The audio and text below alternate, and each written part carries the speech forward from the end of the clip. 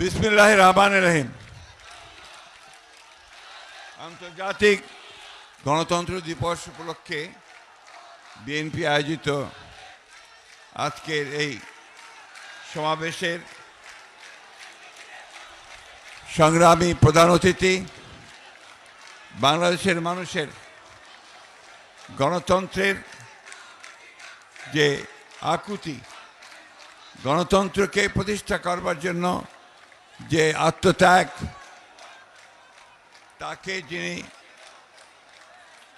দূর থেকে নেতৃত্ব দিয়েছেন এবং ফ্যাসিস্ট আওয়ামী লীগ সরকারের নির্যাতনে নির্বাসিত হয়ে বিদেশে অবস্থান করেছেন আমাদের সেই নেতা, গণতন্ত্রের প্রতীক, 18 কোটি মানুষের স্বপ্নের প্রতীক জনাব তারেক রহমান। মঞ্চে উপবিষ্ট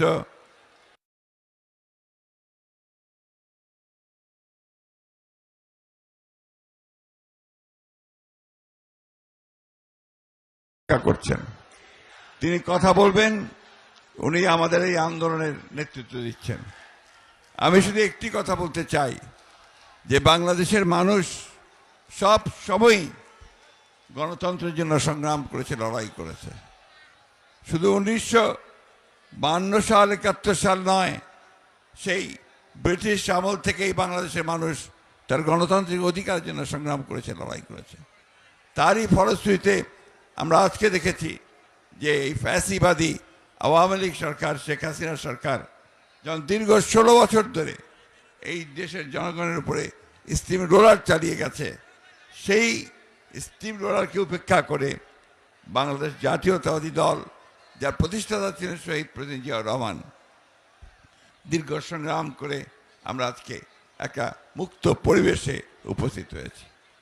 বন্ধুগণ, গণতন্ত্র আর বিএনপি এই দুটা সমার্থক।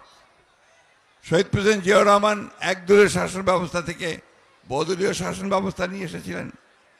বেগম খালেদা জিয়া রাষ্ট্রপতি শাসন থেকে প্রধানমন্ত্রী পার্লামেন্টারি শাসন নিয়ে এসেছিলেন। একটা সুষ্ঠু নির্বাচনের জন্য তিনি সেই কেয়ারটেকার গভর্নমেন্ট প্রথা চালু করেছিলেন। বাংলাদেশের জাতীয়তাবাদী দল, আপনারা দেখেছেন 2016 সালেই দেশে বেগম খালেদা জিয়া ভিশন 2030 দিয়ে গণতন্ত্রের যদি সাস্টেইনেবল হয়, সে যে লাক্সই হয়, টিকে থাকে, তার জন্য সংস্কারের কথা বলা হয়েছে। আমরা কিছুদিন আগে, বছর দুয়েক আগে, আমরা আবার সেই 31 দফা দিয়ে আমরা সংগ্রাম করেছি, লড়াই করেছি। এই 16 বছরে আপনারা সবাই শুনেছেন, আমি রিপিট করতে চাই না। আমাদের অসংখ্য প্রাণ ঝরেছে, আমাদের অনেক লোক কারাগারে গেছে, যে নির্যাতিত হয়েছে।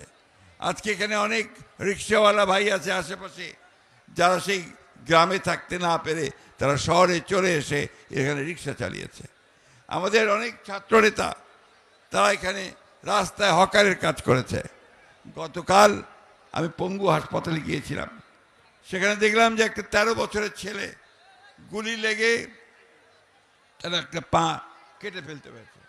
এই যে ত্যাগ, এই তিতিক্ষার মধ্য দিয়ে বাংলাদেশ জাতীয়তাবাদী দল এগিয়ে চলেছে, গণতন্ত্রের সংগ্রাম তা এগিয়ে চলেছে। বন্ধুগণ, আজকে আমাদের সামনে একটা সুযোগ এসেছে। ছাত্র জনতার আত্মত্যাগের মধ্য দিয়ে আমরা একটা সুযোগ পেয়েছি একটা গণতান্ত্রিক রাষ্ট্র প্রতিষ্ঠা করবার। সেই কথাগুলো আমাদের মনে রাখতে হবে। আমরা সেই সুযোগ যেন হেলায় না হারাই। আজকে এমন একটা অবস্থা তৈরি করতে হবে যেন এখানে সত্যিকার অর্থেই গণতন্ত্রের আর প্রতিষ্ঠা করতে পারি। আরেকটা কথা আমি অনুরোধ করব সকলকে, যে আপনারাই হচ্ছেন সেই ভ্যানগার্ডস, আপনারা হচ্ছেন সেই পাহারাদার, গণতন্ত্রের পাহারাদার। আপনারা সেই গণতন্ত্রকে রক্ষা করবার জন্য অতীতে লড়াই করেছেন, আপনারাই সেই গণতন্ত্রকে রক্ষা করবেন। এবং সেই জন্যে এই গণতন্ত্রকে যদি কেউ ধ্বংস করতে চায়, আবার বিপথে নিতে চায়, লুট করে নিতে চায়, সেখানে আপনারা অবশ্যই রুখে দাঁড়াবেন।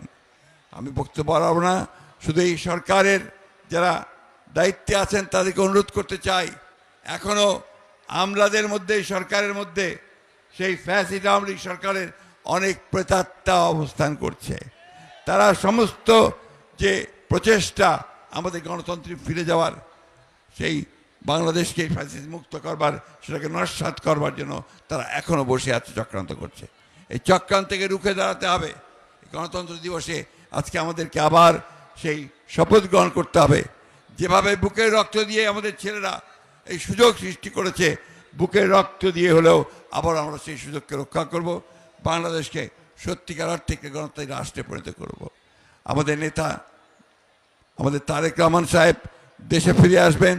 দেশনেত্রী বেগম খালেদা জিয়া চিকিৎসার জন্য বাইরে যাবেন, সুস্থ হয়ে ফিরে আসবেন, এই দোয়াতে আজকে আমি সমস্ত পঙ্গু আহত যারা হয়েছে তাদের উপযুক্ত ক্ষতিপূরণ দেওয়ার জন্য সরকারের কাছে দাবি জানাচ্ছি।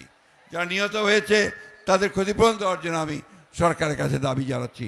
এটাই হোক আজকের দিনে আমাদের শপথ। আমরা সবাইকে ধন্যবাদ জানাচ্ছি। আসসালামু আলাইকুম, খোদা হাফেজ। বাংলাদেশ জিন্দাবাদ, বাংলাদেশ জাতীয়তাবাদী দল জিন্দাবাদ, শহীদ জাওয়ান হোক দেশনেত্রী বেগম খালেদা জিয়া জিন্দাবাদ, তারেক রহমান জিন্দাবাদ।